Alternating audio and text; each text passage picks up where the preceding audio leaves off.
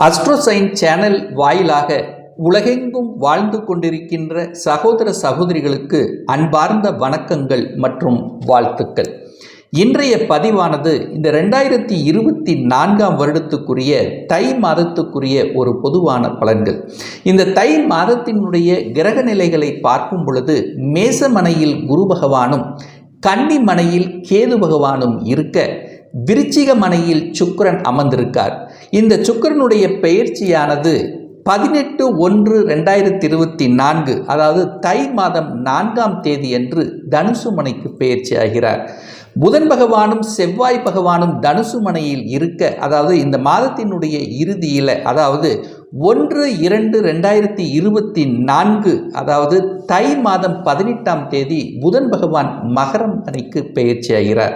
அதே போல செவ்வாய் பகவான் 5/2/2024 அதாவது தை மாதம் 22ஆம் தேதி என்று மகரம் மனைக்கு பெயர்ச்சி ஆகிறார். மகரம் மனையில் இந்த மாதம் முழுவதும் சூரிய பகவான் அமர்ந்திருக்க, சனி பகவான் கும்பமனையில் அமர்ந்து கொண்டு, ராகு பகவான் மீனமனையில் அமர்ந்து கொண்டு இந்த மாதம் பலனை கொடுக்க போகிறார். அதாவது மேசம் முதல் மீனம் வரையுள்ள 12 ராசினருக்கும் இந்த தை மாதம் என்ன மாதிரியான பலன்கள், சாதகம் என்ன, பாதகம் என்ன, என்ன மாதிரியான தெய்வ வழிபாடு உகந்தது என்பதை பற்றித்தான் டீட்டெயிலாக நம்ம பார்க்க போகிறோம். அதற்கு முன்னால் நம்முடைய சேனலை நீங்கள் ஃபர்ஸ்ட் டைம் பார்ப்பவர்கள் என்றால் மறக்காம சப்ஸ்கிரைப் பண்ணிக்கிங்க. கன்னி ராசி அன்பர்களே, உத்திரம் 2, 3, 4 நட்சத்திர பாதங்களையும், அஸ்தம் 1, 2, 3, 4 நட்சத்திர பாதங்களையும், சித்திரை 1, 2 ஆக இந்த 9 நட்சத்திர பாதத்தில் பிறந்த இந்த கன்னிராசி அன்பர்களுக்கு இந்த தை மாதம் எப்படி இருக்கும் அப்படின்னு பார்க்கும் பொழுது, அதுவும் குறிப்பாக தொழில் சார்ந்த விஷயங்கள் எப்படி இருக்கும்னு பார்க்கும் பொழுது 10ஆம் இடத்தை பார்க்கணும். அந்த 10ஆம் இடத்தின் அதிபதி யாரு அப்படின்னா புதன் பகவான். அந்த புதன் பகவான் 4ஆம் இடம் என்கின்ற சுகஸ்தானத்தில் அமர்ந்து கொண்டு தனது 7ஆம் பார்வையாக அந்த 10ஆம் இடத்தையே பார்க்குது. அப்போ 10ஆம் அதிபதி 10ஆம் இடத்தை பார்க்கும் பொழுது நினைத்தவாறு நீங்கள் தொழில் சார்ந்த விஷயத்தில் எதை செய்யணும் என்று நினைத்தீர்களோ அதை செய்வதற்கு உகந்த மாதமாக அமைகிறது. அதாவது இந்த அதாவது லக்னாதிபதி 10ஆம் அதிபதி அந்த 4ஆம் இடத்துடன் கனெக்டாக இருக்கின்ற காரணத்தால் நிச்சயமாக நீங்கள் தொழில் செய்வதற்கு ஒரு இடத்தை தேர்வு செய்வதற்கும் உகந்த ஒரு மாதமாக உங்களுக்கு அமைகிறது. அப்போ எந்த இடம், அதாவது ஒரு தொழில் செய்வதற்கு ஒரு இடத்தை தேடி அலைந்து கொண்டு அது சரியாக செட் ஆகாமல் இருந்தவர்களுக்கு இந்த மாதம் இந்த இடத்தில் தான் நான் அமைக்க போகிறேன் அப்படிங்கிறது உறுதியாக உங்களுக்கு அமைத்து கொடுக்கும். அப்படிங்கிறதுல எந்தவித மாற்று கருத்தும் கிடையாது. அதே இந்த மாதத்தினுடைய ஸ்பெஷல் அப்படின்னா, இந்த கன்னிராசி என்பர்களுக்கு 9ஆம் அதிபதியும் 10ஆம் அதிபதியும் இணைவு பெற்று சுகஸ்தானத்தில் உட்கார்ந்திருக்கார். அதாவது சுக்கிரன் 9க்குரியவன் சுக்கிரன், 10க்குரியவன் புதன் இணைந்து தர்ம கர்மாதிபதி யோகம் இருக்கக்கூடிய ஒரு அற்புதமான ஒரு மாதம். ஸோ இந்த மாதத்தில் தொழிலில் நீங்கள் எதை செய்தாலும் அது நல்லவைகளாக இருக்கும். இதுவரைக்கும் ஒரு லாபம் கிடைக்கல அப்படின்னு இருந்தவர்களுக்கு லாபம் கிடைக்கக்கூடிய தன்மை, புத்துணர்ச்சி கிடைக்கக்கூடிய தன்மை, அதே சமயத்தில் ஆக்கப்பூர்வமாக எதையும் செய்யலாம் என்கின்ற தன்னம்பிக்கையோடு செயல்படக்கூடிய ஒரு மாதம். தன்னம்பிக்கை வேண்டுமல்லவா? தன்னம்பிக்கை அதிகமாக செயல்படக்கூடிய தன்மை, புத்திசாலித்தனம் மெருகேற்றக்கூடிய தன்மை. அந்த புதன்ங்கிறது புத்திசாலித்தனம் மிக்க ஒரு கிரகம் அல்லவா?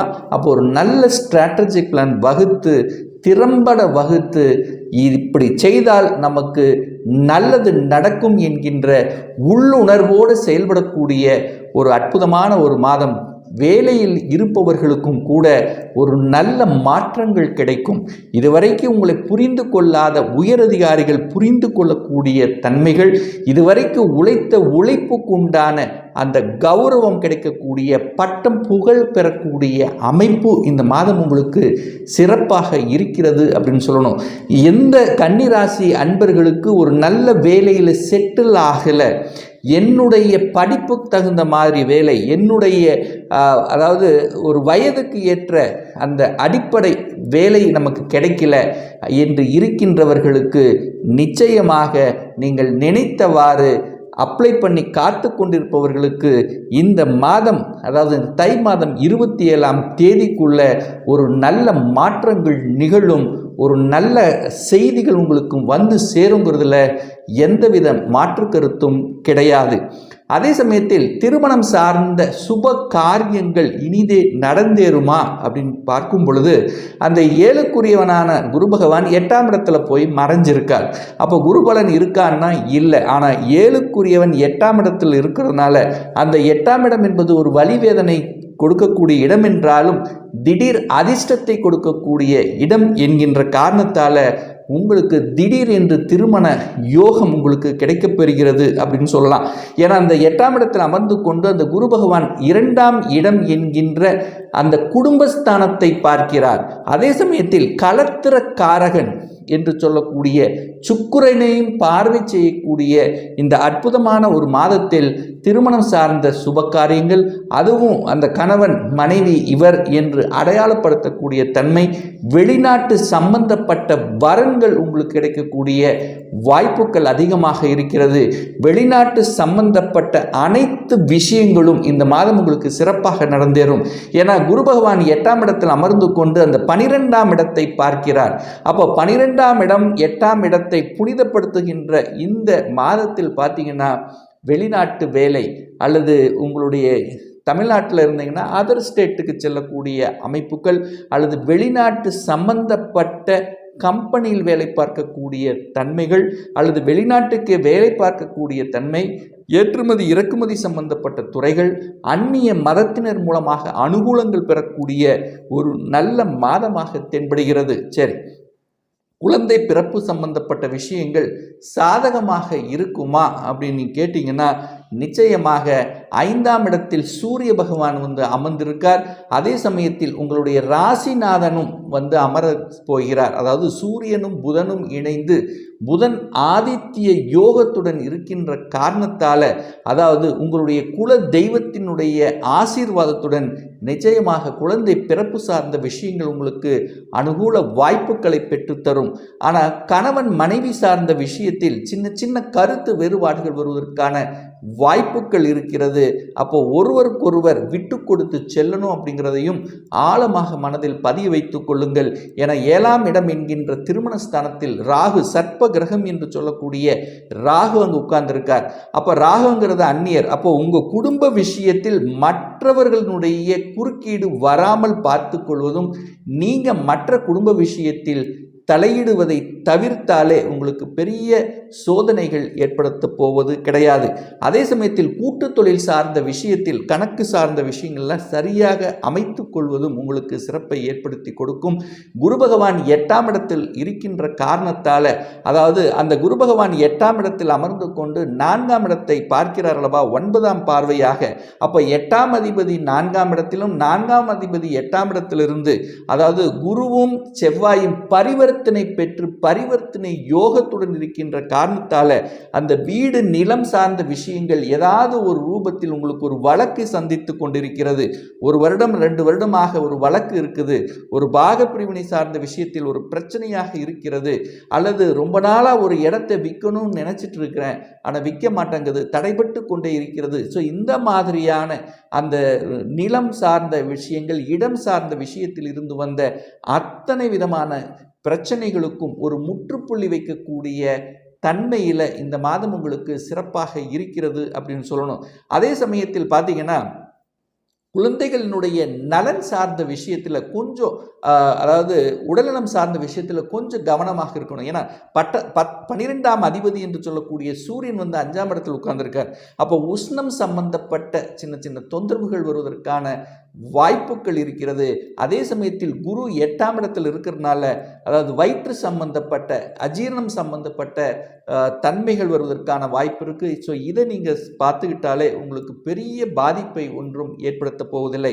6ஆம் இடத்துல, அதாவது கடன், நோய் எதிர்ப்பு, பகை என்று சொல்லக்கூடிய அந்த 6ஆம் இடத்தில் சனி பகவான் இருக்கார்.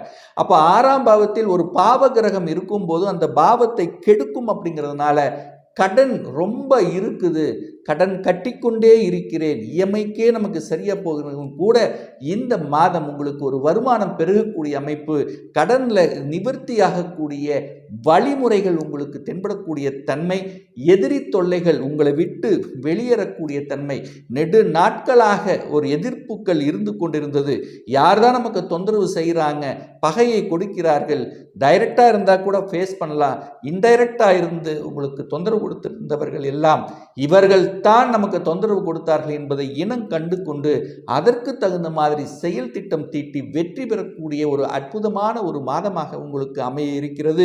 தொழில் சார்ந்த விஷயம், அதாவது தன்னுடைய பேச்சு அறிவை மூலதனமாக போட்டு செய்யக்கூடிய அத்தனை விதமான தொழில்கள் மூலமாக ஒரு நல்ல லாபத்தை தரக்கூடிய அமைப்பு, ரியல் எஸ்டேட் சார்ந்த துறையில் இருக்கின்றவர்களுக்கு கணிசமான ஒரு லாபத்தை தரக்கூடிய அமைப்புகள் உங்களுக்கு சிறப்பாக இருக்கிறது.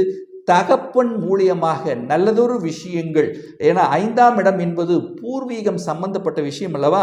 ஸோ அந்த இடத்தில் சூரியன் இருக்கின்ற காரணத்தால் தகப்பன் மூலமாக, தகப்பன் வர்க்கத்தின் மூலமாக நல்லதொரு தன்மை உங்களுக்கு கிடைக்க இருக்கிறது.